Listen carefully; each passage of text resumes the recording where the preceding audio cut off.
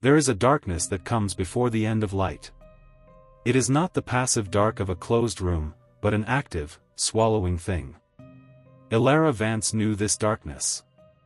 It arrived not at nightfall, but at 4:17 p.m. on a Tuesday, in the shattering embrace of her own car's windshield. Before that moment, she was a painter. Not of fame, but of truth. She painted the loneliness in the slope of a winter branch, the secret history in the cracks of an old wall. Her world was a lexicon of light, the shy gold of dawn, the bruised purple of a storm-threatened dusk, the specific green of moss on the north side of a stone. Then, the highway. The rain.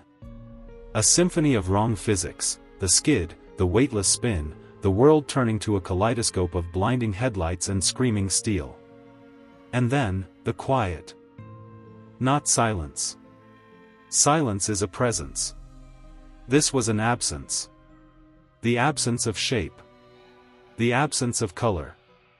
The absence of light itself. Her eyes, those delicate organs of translation, were declared intact by scans, yet they transmitted only a void. The connection was severed. The painter was locked out of her own gallery. What remained was a muffled world. Sounds reached her as if through layers of wool. Her hands, once capable of rendering a soul's texture onto canvas, became clumsy strangers, fumbling for the edges of a teacup. The depression that followed was a more profound black than the blindness, a suffocating, soundless place where hope went to die.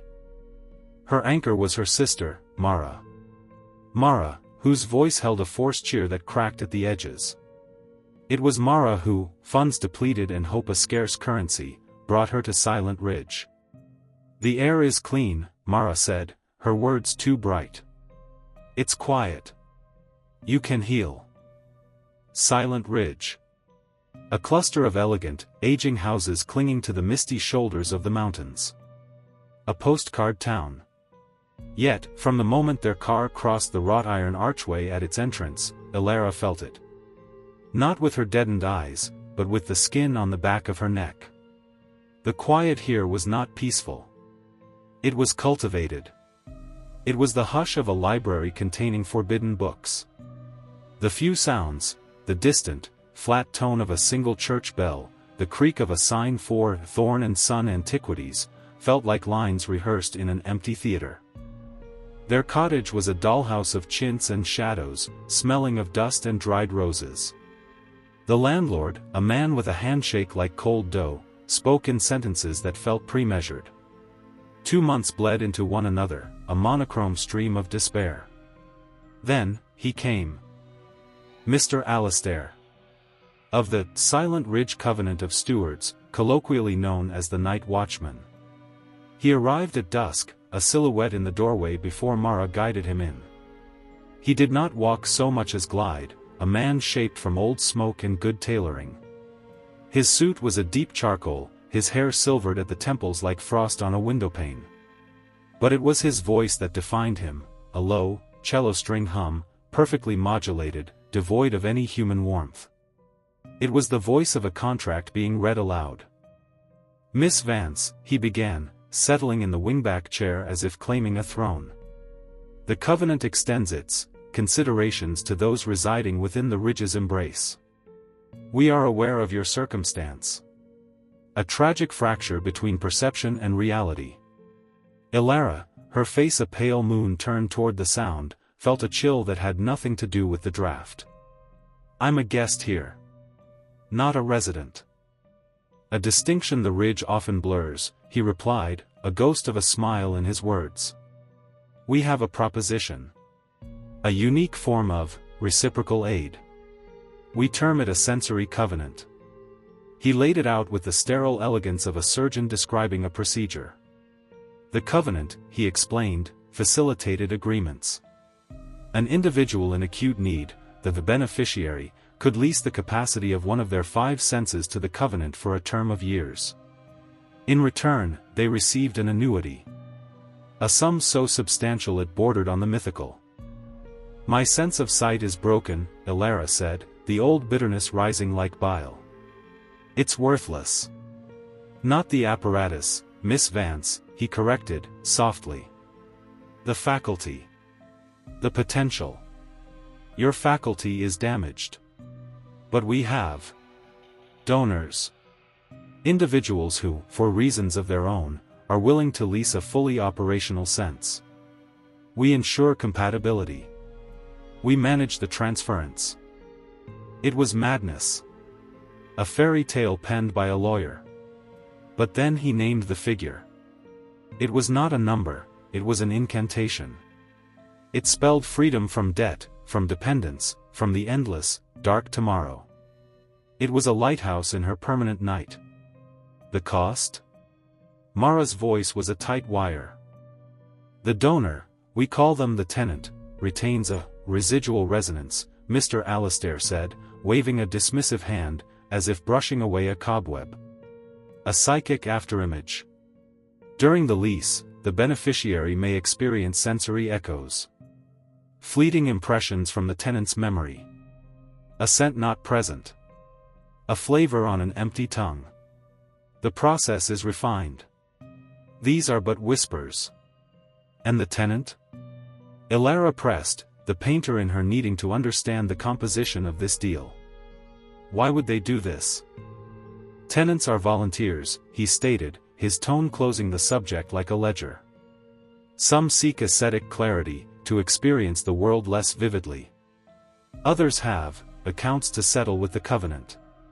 It is a symbiosis. Under the weight of Mara's desperate hope, under the crushing gravity of her own uselessness, seduced by the siren song of that number, Elara's resistance crumbled. The word, yes, fell from her lips, a dry leaf. The meeting with her tenant was brief, clinical. Ms. Ada Thorne was a woman in whom time had etched not wrinkles, but hieroglyphics of stern resolve.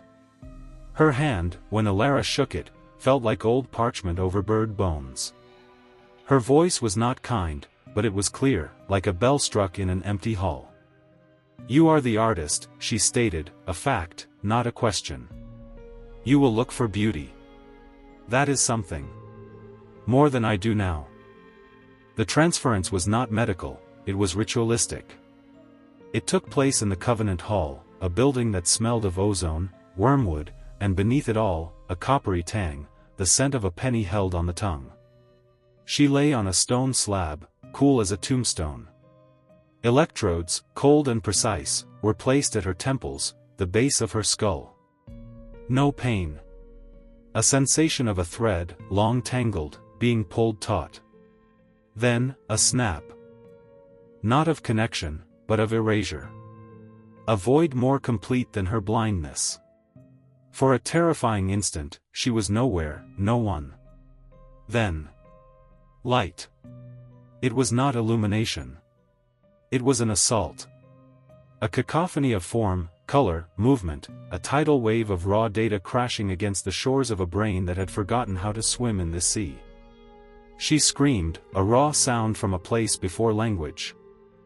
They kept her sedated, a bandaged oracle, for a week. Letting the new software, the borrowed sight, boot up in the dormant hardware of her mind. The unveiling was in her cottage parlor. Mara's breath hitched, became a sob. Elara looked at her own hands, really looked. She saw the topography of her skin, the whorls, the pale scars, the blue highways of veins beneath. It was a miracle. She turned to the window. The world outside was a violent, breathtaking green. She wept. For the first time in 2 years, her tears had a view. Then, the first echo. Not a whisper. A shout. She was gazing at a rose bush, its blooms like clots of blood against the green. Suddenly, the image shivered. Superimposed over the present bush was another, younger, bathed in a different, sharper sunlight. A hand, a young woman's hand, smooth and strong, reached into the frame to deadhead a flower. On its ring finger sat a ring, a heavy silver band set with a square-cut amethyst, the color of a twilight bruise. The scent that hit her was not of roses, but of lavender and damp earth, so potent it stole her breath. Then, gone. The present rushed back, leaving her dizzy, the ghost scent lingering. A memory. Not recalled, but replayed. In full sensory fidelity. That night, a second echo. She was in the hallway, staring at the faded floral wallpaper. It rippled. For a heartbeat, the paper was different, a deep burgundy damask, rich and textured. A man's shadow, tall and broad-shouldered, passed across it. And with the shadow came not an image, but a feeling, a cold, oily dread that pooled in her stomach, a fear so immediate it was tasteable, metallic, like a bitten tongue. Then, emptiness. These were not mild disturbances. They were visceral intrusions. She was not seeing memories, she was being made to relive moments of another woman's life, complete with their emotional residue. The echo that ended her first day of sight came just before midnight.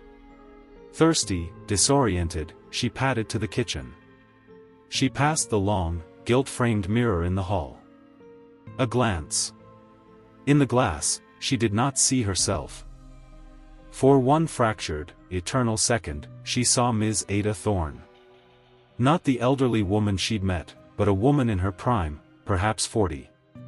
Her face was a mask of fury and terror, streaked with tears that caught the low light. She was mouthing a word, screaming it into the silence of the glass, her eyes wide with a warning meant for someone, somewhere. The word was, "See." Then, the mirror showed only Elara's own reflection, pale as a ghost, her borrowed eyes wide with a horror she now owned. She stumbled back to her room, her heart a frantic bird in a cage of ribs. The darkness behind her eyelids was no longer empty. It flickered with the afterburn of another woman's terror.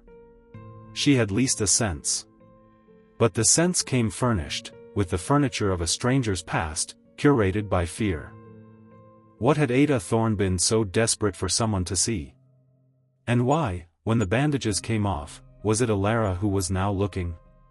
This concludes part 1 of the Sensory Tenants, Sight Unseen. The gift of vision has been given. And the first thing it has shown us is a woman, trapped in a memory, screaming to be let out.